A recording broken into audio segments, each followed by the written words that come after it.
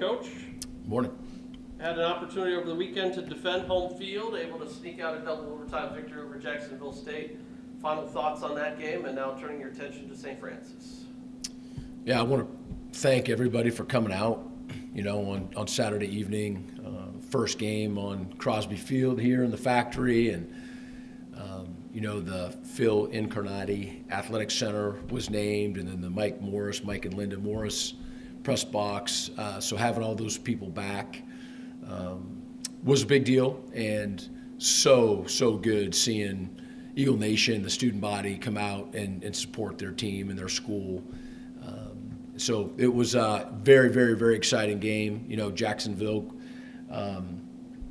put it on us last year at their place, and we knew this was going to be a super physical four-quarter game. Hadn't anticipated double overtime, and they came out and took the ball down the field and scored, and we answered, and a little bit of a back and forth, all the way through. And when it looked like there was very, very, very, very little hope, for us to pull it off there at the end of the first overtime, crazy play happened, and able to pull it out in the end. And so it was a big win for us, and fun to have. It was week 3. It was the first time that we had our whole, team together for a home game, and so it was a great locker room afterwards.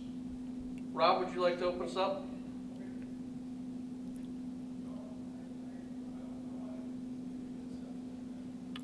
All right, we'll come back to him. Coach, could you talk about the play of Max Reese? He did a phenomenal job, probably the best game he's had since he came to EMU, scores a couple touchdowns, but I know you guys were banged up both offensively and defensively. If you could speak a little to him stepping into that role and playing big. So we challenged Max, maybe in January, for him to be the player that he wants to be and that we know that he can be. This is back in January. Running routes and catching the ball has never been an issue, or there's no debate about whether he can't do that at a super high level. We just, as an H, have challenged him to be a factor in the run game as well. That way, you just you're not just a big receiver, and right. You can be on the field all the time and help us, in every way. And he's taken that challenge to heart and showed serious improvement in the spring and spring ball, and has continued that through the summer. And now you see him out there, and it's not just in passing game situations. He's so obviously the touchdowns, get the attention and whatnot. He's always done that. He's got great hands. He knows how to run routes. He's very natural with that. But for him to be on the field the way he is right now, swipe blocking and being a part of the run game, is really what has a chance to make him special.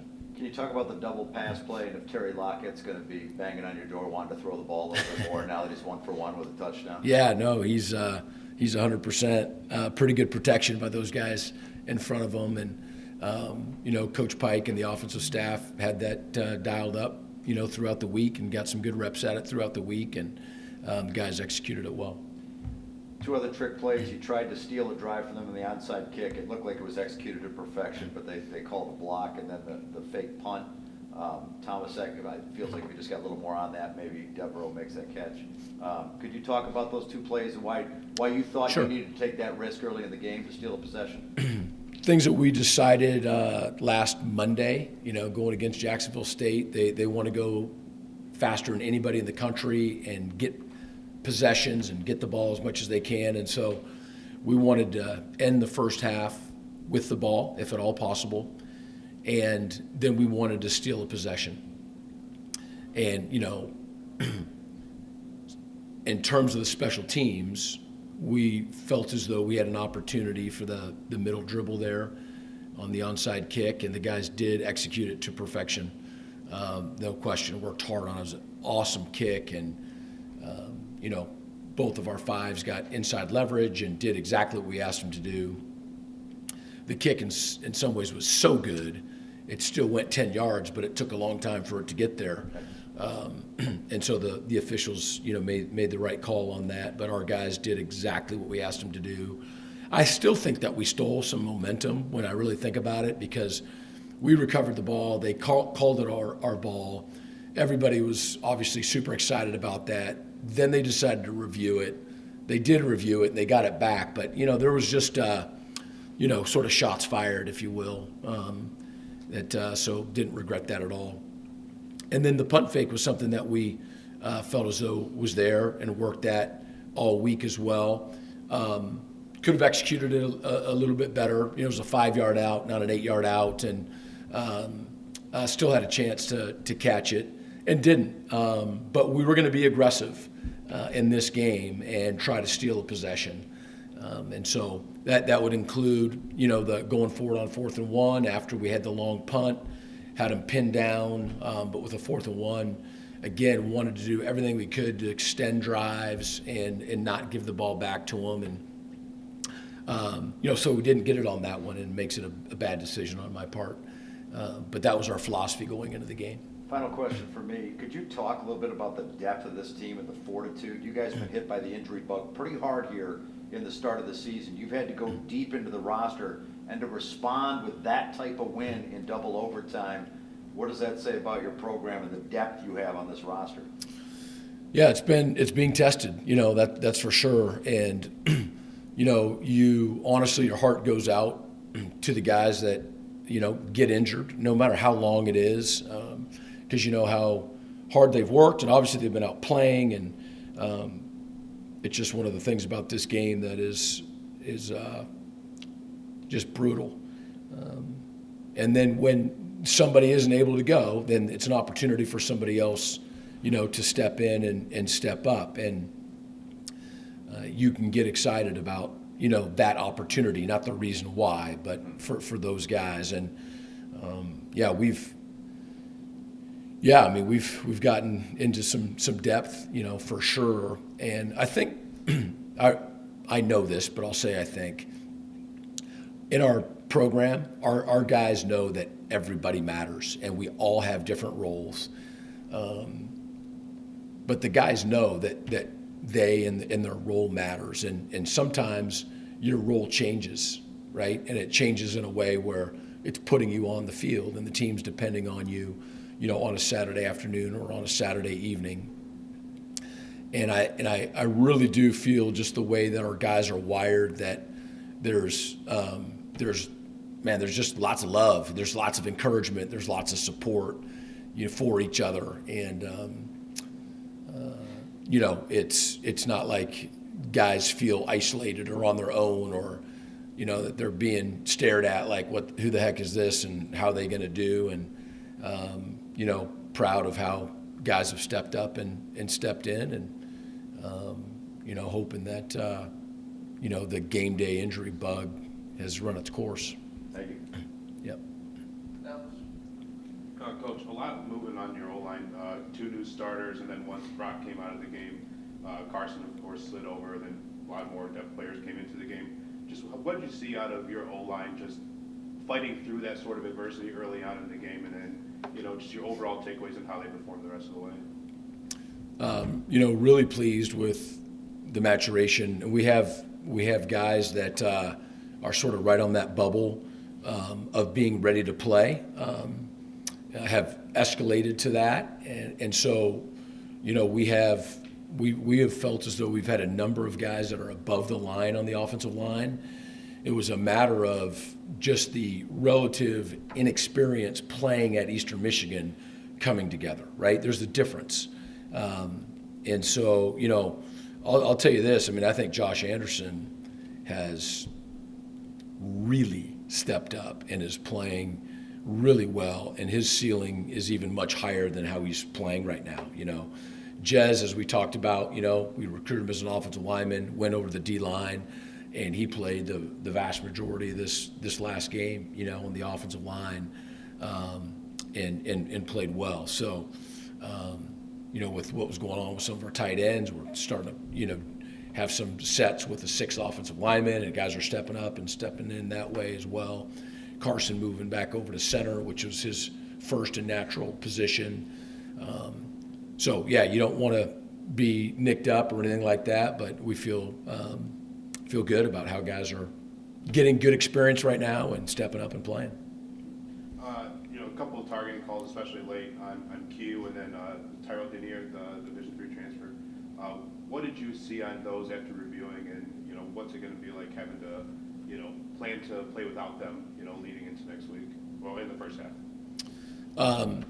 So Tyrell Diener that you mentioned was playing corner, and that was just a monster hit that he put, and was just a little bit high, and so he will be out for the first half. Q's was not targeting, although they called it and then confirmed it in the game, but they've reviewed it. Now that can happen. There's a process for reviewing targeting if they missed it during the game, and they have verified that the targeting call was incorrect, and Q will be able to play. Okay, thanks for correcting me on that. And obviously with St. Francis coming in, still a big test. The record doesn't, show what they want to be, right? They want to give their best. They beat Kent State. Right. Yeah. Yeah. Yeah. But what do you want to learn out of your team as they go up against, St. Francis, as you transition out of non-conference play into MAC play? Yeah, it's our last non-conference game. Our guys are well aware of that. It's I don't final tune-up, but it's we want to be in that hunt for winning a MAC championship, and so none of these games count for that. We're well aware of that, but anybody who watched the game can see that we have a ton of work to do in every phase of the game to get better. And so, our guys believe they stuck together. We did a lot of good things, and we're able to pull out a victory in double overtime against a really good opponent. And we also, the locker room was awesome. The meeting in here on Sunday was not celebratory at all. And I promise you, I wasn't in here calming people down and trying to change the mood. It was, guys were eager to see the film and all the different ways that, that we need to get better. I really appreciate that about our guys, is that there is this growing maturity about knowing without us having to tell them, that we got to be better than we are. And so we're chomping at the bit. We're putting the plan together right now. And the guys, are getting off to a great start, with academics and start off the week. Today's their off day from football, and then we'll get back together tomorrow afternoon, ready to go. And they'll start their preparation then, and our plan will be in place. So we're chomping at the bit, being able to be back at home, after being gone for 2 weeks and back-to-back home games. It was a great environment here, and expect nothing less on Saturday. Thank you. Yeah. This was the first game where EMU and Jacksonville State both scored in their opening drives. How does that early energy impact the game's overall mindset? Well, I think it started, exciting, and finished even maybe more exciting. We knew that their offense went really fast. They converted 2 third and longs in that opening drive. A really impressive slant that just a really small window was a perfect pass and catch for a first down. Their quarterback's got great feet and made a couple of guys miss and got a first down. I believe for the game they were 3 of 12 on third down. 2 of those 3 came on the opening drive. So our defense was phenomenal, especially in short yardage, and then they were 0 for 3 on fourth down. So the way we look at that is our defense was 3-0 on fourth down. And so even though they had a great opening drive and scored, we answered. But then again, I would say that our defense really answered too when we got them to third and fourth down after that. And our offense put up 447 total yards. What does that say about our overall offense performance, particularly from Cole Snyder and Max Reese? Yeah, we're getting better. We're getting better. We feel as though that we're on a really good trajectory, And, we're not surprised by Max and scoring those touchdowns. It's fun for everybody else to see kind of a breakout for him, with getting in the end zone. And, again, just how natural he is in running routes and catching the ball. Cole has been the same, all the way through, just totally within himself, understands what we're doing, understands defenses, and doesn't get too high, too low. He's super accurate. He's throwing great balls. So those are the two guys that you mentioned. But, I feel as though we're getting better, and the guys are well aware that we're not anywhere near where we need to be. Yeah, thank you. Rob, do we still have you? All right, doesn't seem so. We've got Max with us. I know you've touched on it a little in the past, but just this program certainly built on relationships. And for this instance with Max, you and his dad happen to have some prior background together. How does that help during the recruiting process to able to connect with parents? Yeah, I called up Max to offer him 3 years ago, and he's got a 206 area code, which is Seattle. And so I said, what are you doing in Chicago with a Seattle area code? And 45 minutes later, I'm getting off the phone with his dad, who's from Seattle and claims to have intercepted me his senior year and my junior year. And so up until that point, it was a phenomenal relationship. And then at the very end, when he claimed to pick me off, it's kind of gone down south ever since. But an awesome family. I was not going to eat dinner that night because I'm pretty sure that I was trying to diet, and we had just come from Mac Indestead's house and had a feast there. And we go over to the Reese's, and Max's mom had made their once a year seafood gumbo, and so I broke my diet and had an incredible home visit meal. Just a great family. And Max is everything that you want in a guy on and off the field. He's a great teammate, just a great human being. So we're happy to have him. Does Max's dad have any tape to back the allegations? I've never seen any tape. But even if we did, you'd have to find a VHS that worked to find it, or maybe it was reel to reel. I don't know. But we figured that out on the first night of the offer. So. Thanks for your time, Coach. All right, thanks. Yeah, Max, first of all, let's talk about the touchdown play that Lockett threw to you. You guys had obviously worked on it in practice. How did it go in practice compared to the game, and your thoughts as that ball's coming through the air? Everything from the pass to the protection, we practice, in practice. It came to fruition in the game. It was a beautiful ball. If you actually rewatch the play, Josh Anderson leveled a dude on it. So, protection was there. It's exactly how we drew it up, got the look we were looking for. So, it all worked out perfectly. Can you talk about Cole Snyder? Obviously, this is a 100% turnaround offensively from a year ago. And not only is he able to put the ball on target, but he hits so many targets over the course of the game. As a receiver, what does that do to you mentally to know every play it could come your way?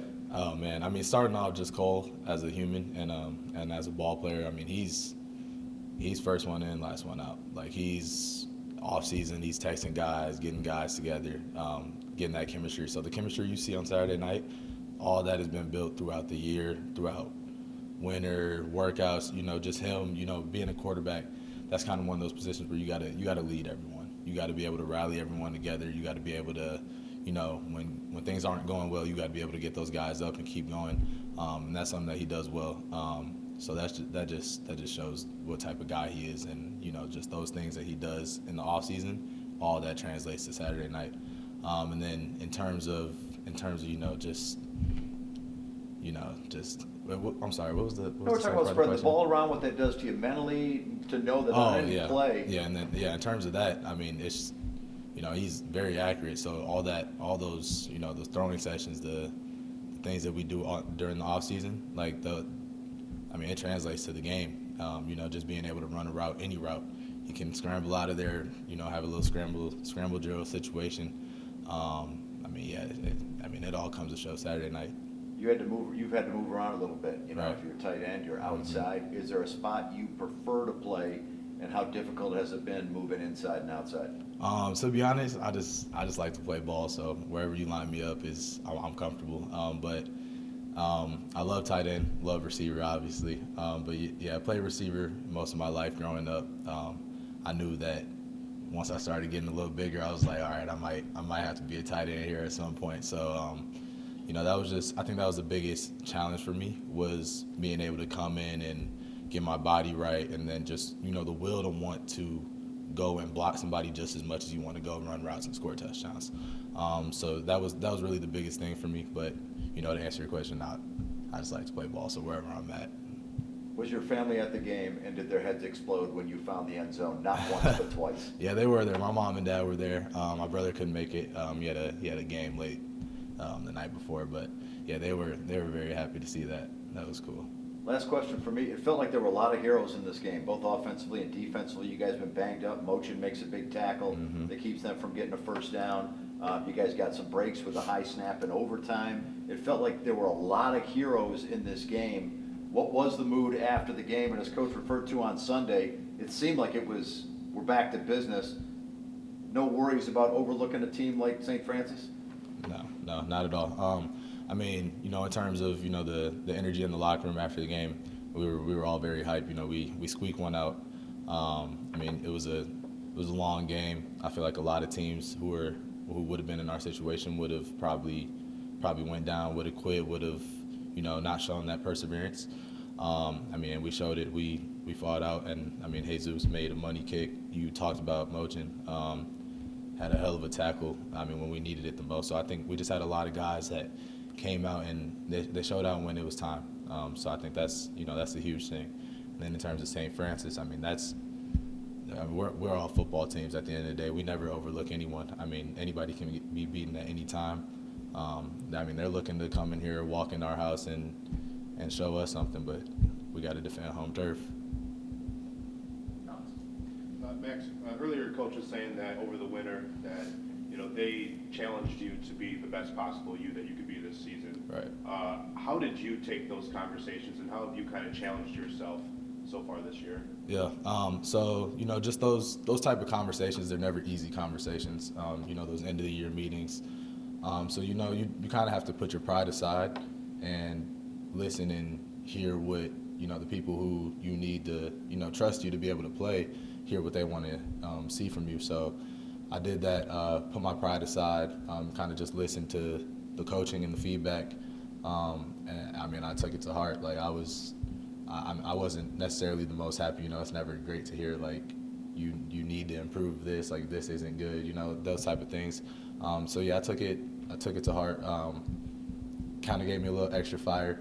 And I just went out and worked on those specific things that he had asked me to work on, and they're coming to fruition now. So, in practices, I asked Oren Singleton earlier this year about this, who amongst your teammates is kind of challenged you or pushed you, on the field to be your best? Maybe it's someone in your tight end room, maybe it's another receiver, maybe it's someone on defense. Who's been kind of pushing you the best to, for you to be your best? Right. Outside of coaching, obviously, I'm going to go with Jerry and Blake. Those are the two older guys in our room. I've been here, me and Blake have both been here for 3 years. Jerry's been here this is 5th year. Those are the older guys in the room. They've seen a lot more ball than I have. So just, being able to listen to them. And then especially with Jerry not playing last week, just him giving me the confidence and being there almost as an extra coach on the sideline and helping out, telling me what he sees. All that type of stuff is huge. Like both those guys came to me during the week telling me, I'm well prepared. We're well prepared as a room in terms of the coaching and the stuff that we, saw on film. to be able to go exploit it on Saturday.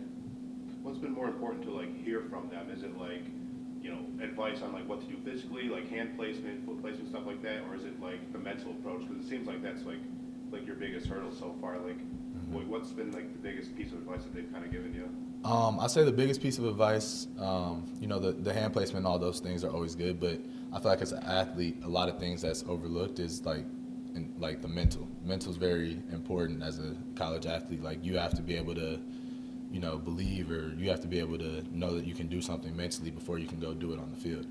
There's a lot of people who will, you know, not necessarily have that mental aspect of the game on lock, and I feel like that gets exploited on Saturdays.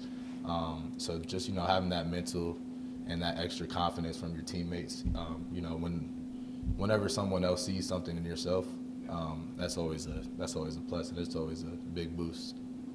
And my last, you know, for you being an H, you know, where you have to like play as a tight end and a receiver, and for like the goal is to like keep you on the field for as long as possible, you know, what's more difficult physically? Is it having the skill sets to like, you know, be a good H, or is it to have the durability and conditioning to, you know, stay on the field?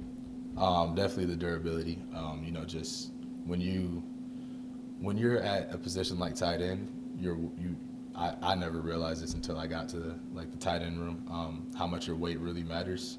Like if I'm 4 pounds too light, I'll feel it Sunday the next morning after one of the games. Like I'll be like, oh man, like I'm, you know, just aching and those type of things. But then when I'm the right weight and you know, kind of like where I'm at right now, I feel good after, you know, a 92, 94 play game. Like I feel like I could go out and play another game tomorrow. So just those type of things, it's huge. Thank you. Yeah. I just have one question. You set career highs in receptions and receiving yards in the game. What do reaching these milestones mean to you at this point in the season? I mean, it's huge. Just to, you know, I've always known what I've been capable of. I showed it in practice, so a lot of guys on the team, I feel like they would agree that it's really no surprise. But just, you know, being able to show the world what I can do is really something that, you know, I take pride in, because you don't want to just be a practice guy or just be a guy who's good in practice but can't, you know, come and show out on Saturdays. So just being able to come and, you know, show everyone what I can really do and just use that as a stepping stone to continue to stack.